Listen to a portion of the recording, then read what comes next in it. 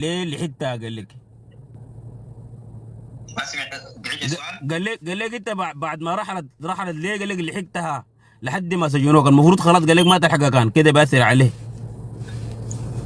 شوف في حاجه دي انا وضحتها في التحقيقات هناك في المحققه. المهم انه انا المدينه اللي اسمها برمنغهام اللي قاعده فيها دي، انا قاعد امشي ليها هناك لي سنين قبل ما هي اصلا تجي البلد دي. نعم. وانا حاليا من الشغل بتاعي عندي اجازه من الشغل، يعني موجز. نعم. مشيت لندن، مشيت برمنغهام، مشيت اسكتلندا، مشيت مانشستر، لا في يعني لسه. نعم. من ضمن المدن المشيتها اللي هي مدينه برمنغهام دي 7 مرات، ما المرتين اللي مشيتهم في بيتهم دي، لا 7 مرات انا مشيت برمنغهام. يلا ما هم الناس بيقولوا لك انت مشيتك دي معناها انت ماشي تعمل حاجه ما كويسه، ده كلام الناس كده يعني. قال لك ها؟ ما انا شوف انا يعني زي ما بيقولوا لا داير اذيها ولا داير اذي زول ولا داير اذي نفسي. وده المطلوب بالمناسبه، وده المطلوب.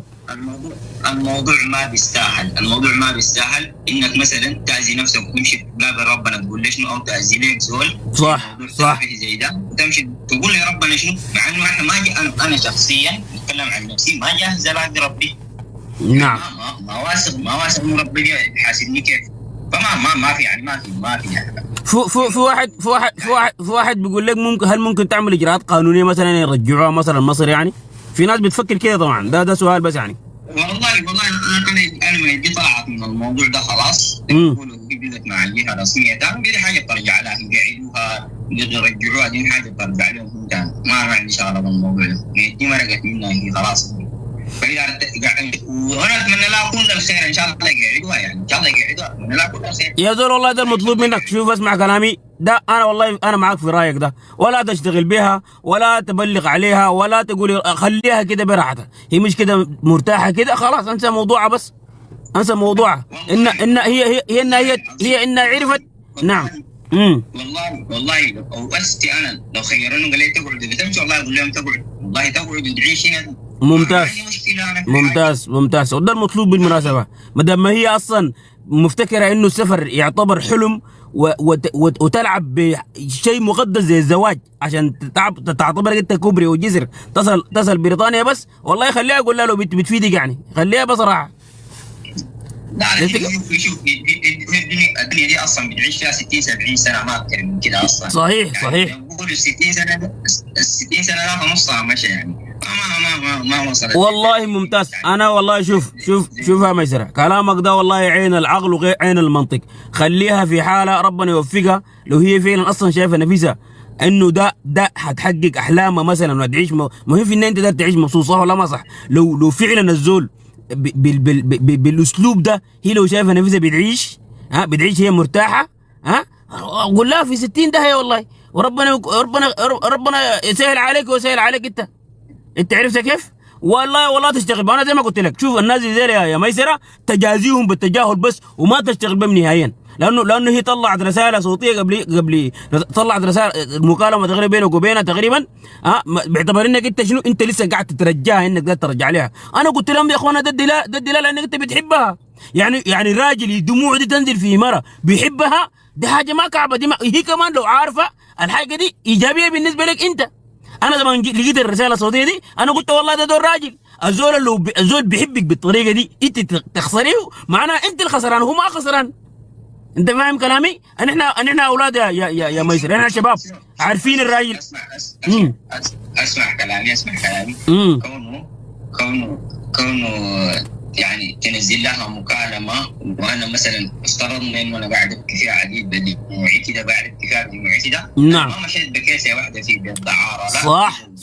صح من حقك كيسه واحده في بيت دعاره من حقك. المهم شوف يا اخوان، انا والله شوف، انا ما داير اكتر في الموضوع كثير. المهم الاهم انا لقيتك انت زول ثابت وراكز. والتحيه لابو بكر يا اخي، ابو بكر شبو هو طبعا طلع الموضوع ده. التحيه لابو بكر شبو، ابو بكر صاحبك ابو بكر صافي، التحيه له. ودي حاجه كويسه جدا، ويا ريت ما تسكتوا. شوف بالمناسبه، الشبكات اللي قاعد تخرب بيوت الناس دي ما تسكتوا عليها.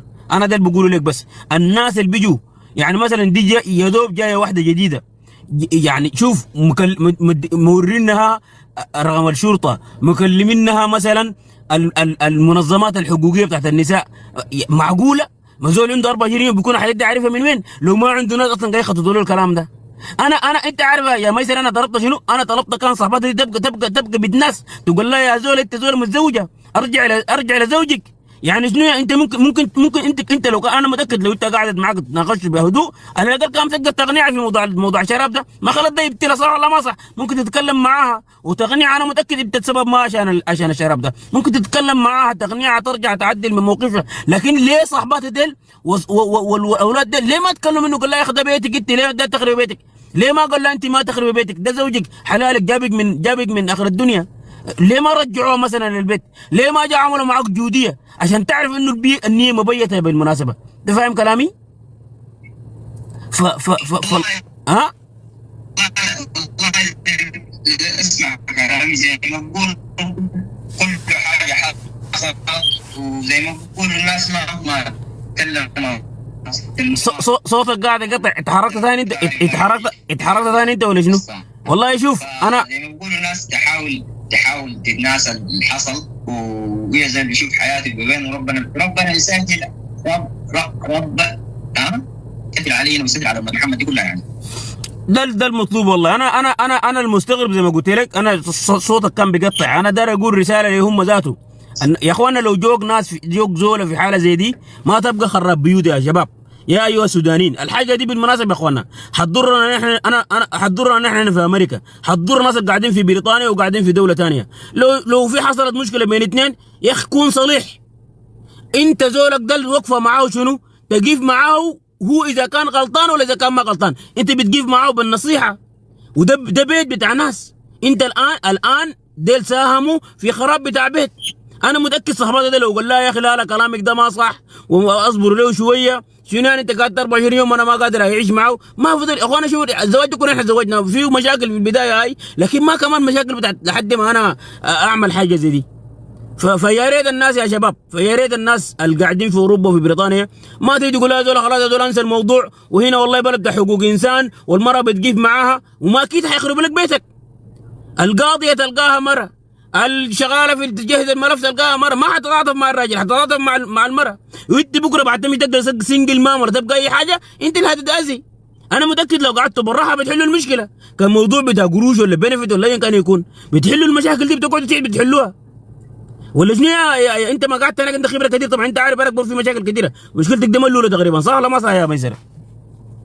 حصلت كثير في يعني انا شخصيا كميسر بعرف انه زول بيدعموا جعفر المطار واستلم زول ثاني، والزول ده انتحر للاسف الاسيف، يعني انتحر، عرفت علي؟ فقصص زي دي في ناس بيثبتوا فيها، وفي ناس زي ما بيقولوا احنا والله هسه وقفنا معاك عشان ما تمشي تاذي نفسك ولا تاذيها. شوف انا والله اتصلت عليك، انا اتصلت عليك عشان نقيف معاك وقفه بتاعت اخوان، وقفه رجال، لا تاذي نفسك ولا تمشي تاذيها ولا ايا كان يكون، تعتبرها كانه ما حصل اي حاجه. وزي ما قلت لك والله ربنا بيحبك يا ميسره، والله العظيم ده انا بعتبره خير من الله سبحانه وتعالى بالمناسبه في انك في المرحله دي